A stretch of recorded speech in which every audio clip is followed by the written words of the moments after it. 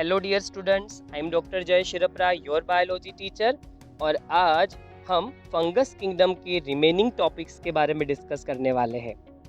इसके previous lecture में आपने useful fungus and disease causing fungus के बारे में समझा, फंगस कहाँ पाई जाती है, उनके हैबिटेट्स के बारे में समझा। और आज का हमारा सबसे पहला टॉपिक है बॉडी स्ट्रक्चर। फंगस का बॉडी स्ट्रक्चर कैसा होता है? With the exception of yeast, which are unicellular, fungi are filamentous. अगर ईस्ट को हम बात कर दे, ईस्ट को छोड़ दे, तो ईस्ट के अलावा जो भी फंगस पाई जाती है वो ऑलमोस्ट फंगस फिलामेंटस है, फाइब्रस स्ट्रक्चर शो करती है। आपको फिगर में दिख रहा है, फर्स्ट फिगर ईस्ट की है जिसमें आपको येलोइश कलर की ईस्ट दिख रही है। ईस्ट यूनिसेल्युलर फंगस है, सिंगल सेल से बनी हुई।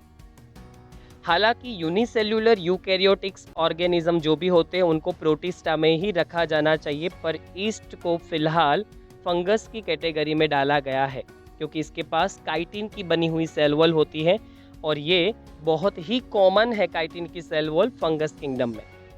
तो यूनिसेल्युलर जो है स्पीशीज, जो ग्रुप ऑफ स्पीशीज फंगस के अंदर, वो है ईस्ट।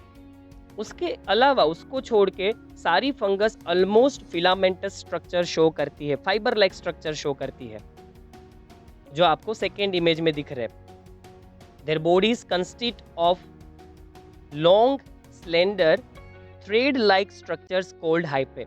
और इस तरीके के फिलामेंटस स्ट्रक्चर को, थ्रेड लाइक स्ट्रक्चर को, फाइब्रस स्ट्रक्चर को हाइफे के नाम से जाना जाता है।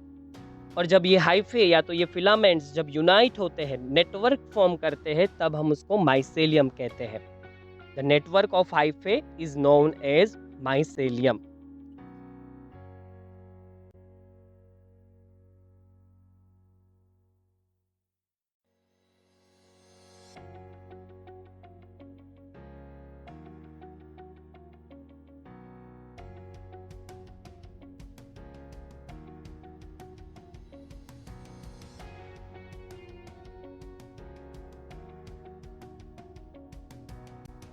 इस फिगर में मैंने आपको हाइफे का थोड़ा डिटेल स्ट्रक्चर शो किया है। जैसे हमने समझा कि मोस्ट ऑफ दी जो फंगस हैं वो फिलामेंटस, थ्रेड लाइक या तो फाइब्रस स्ट्रक्चर शो करती है और उसको हम हाइफे कहते हैं। यहाँ आपको एक हाइफे दिखाया है।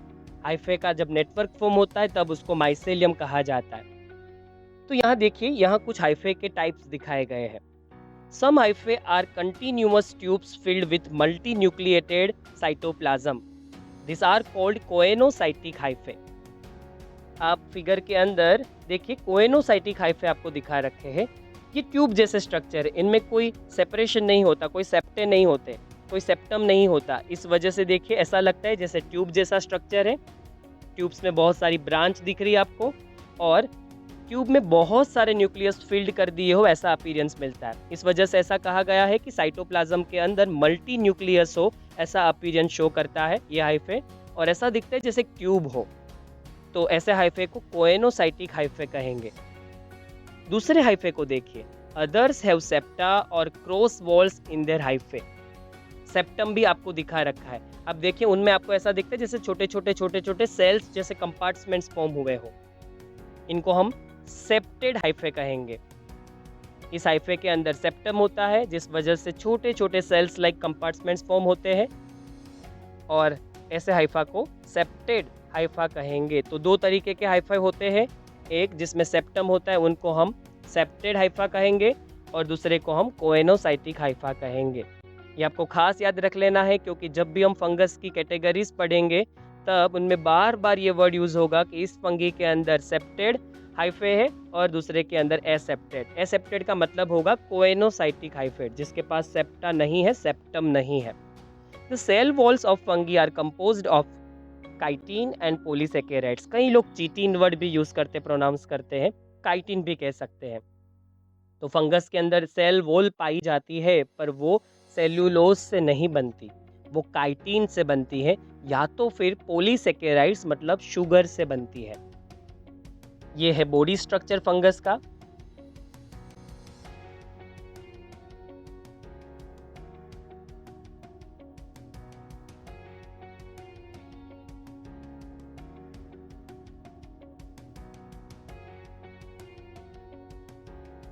Mode of nutrition.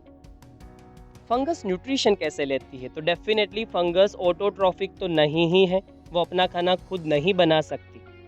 Most fungi are heterotrophic and absorb soluble organic matter from dead substrates and hence are called saprophytic.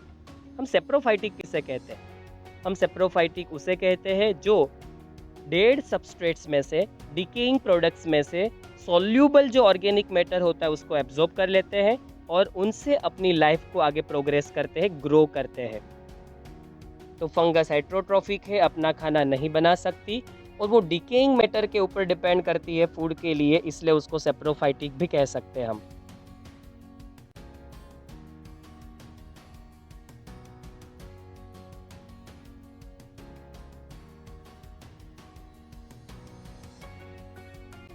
कुछ ग्रुप ऑफ फंगस दूसरे किस्म का भी मोड ऑफ न्यूट्रिशन शो करती है।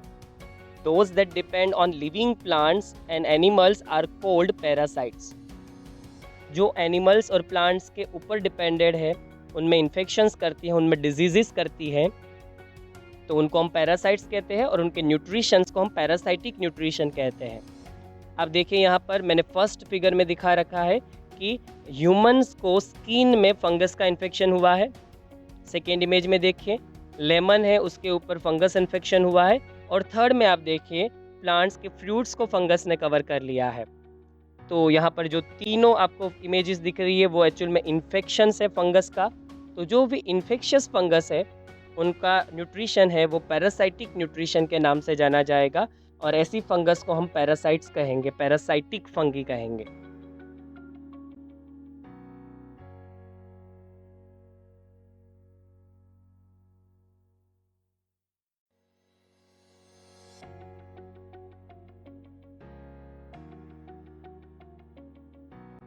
और अब एक यूनिक तरीके का, एक यूनिक किस्म का मोड ऑफ न्यूट्रिशन देखते हैं। आप लोगों ने देखा कि जो डिकेइंग प्रोडक्ट्स पे डिपेंडेड है उनको हम सेप्रोफाइटिक फंगी कहते हैं। वो किसी को डैमेज नहीं करती, बस जो डिकेइंग होती है प्रोडक्ट्स उन पे डिपेंडेड होती है। दूसरे आपने देखा डैमेज करने वाली फंगी, जो प्लांट्स को डैमेज करती है, जो एनिमल्स को डैमेज करती है, ह्यूमंस को डैमेज करती है, उनमें इन्फेक्शंस करती है। और ये तीसरे किस्म का मोड ऑफ न्यूट्रिशन है जो बहुत ही यूनिक है। ये फ्रेंडशिप रिलेशनशिप है, एक तरीके का क्लोज फ्रेंडशिप, बेस्ट फ्रेंड्स जिसको कह सकते हैं। एक फंगी है जिसने आल्गी के साथ एकदम क्लोज फ्रेंडशिप की है, दोनों बेस्ट फ्रेंड है। आल्गी खाना बनाती है तो वो फंगी को देती है और फंगस बदले में मिनरल्स और न्यूट्रिशन अपने जो फिलामेंटस स्ट्रक्चर है उसके ज़रिए आल्गी तक पहुंचाते हैं। और ऐसे रिलेशनशिप से जो ऑर्गेनिज्म फॉर्म हुआ उसको हम लाइकेंस कहते हैं, कुछ लोग इसको लीचेंस भी प्रोनाउंस करते हैं। एक दूसरे तरीके की फंगी जो हायर प्लांट्स के रूट्स में पाई जाती है उनको हम माइकोराइजा कहते हैं, उनके बीच में भी बेस्ट फ्रेंडशिप है। ये फंगस क्या करती है? ये फंगस प्लांट्स के रूट्स को बहुत सारे मिनरल्स और वाटर एब्जॉर्ब करके देती है और बदले में प्लांट्स इसको फूड सप्लाई करता है। तो ऐसे रिलेशनशिप में जो फंगी जुड़ी हुई है उसको हम माइकोराइजा कहेंगे। जनरली ये रिलेशनशिप को हम अपने नाम से, अपने हिसाब से बेस्ट फ्रेंडशिप कह रहे हैं या बेस्ट फ्रेंड वाली रिलेशनशिप कह रहे हैं, पर हम बायोलॉजी के एंगल से इसको सिम्बायोसिस कहते हैं या म्यूचुअलाइजेशन भी कहते हैं, जहाँ पर कोई किसी को डैमेज नहीं कर रहा, दोनों ऑर्गेनिजम्स सपोर्टिव रोल प्ले कर रहे एक दूसरे के लिए, एक दूसरे को हेल्पफुल कह सकते हैं कि साबित हो रहे हैं।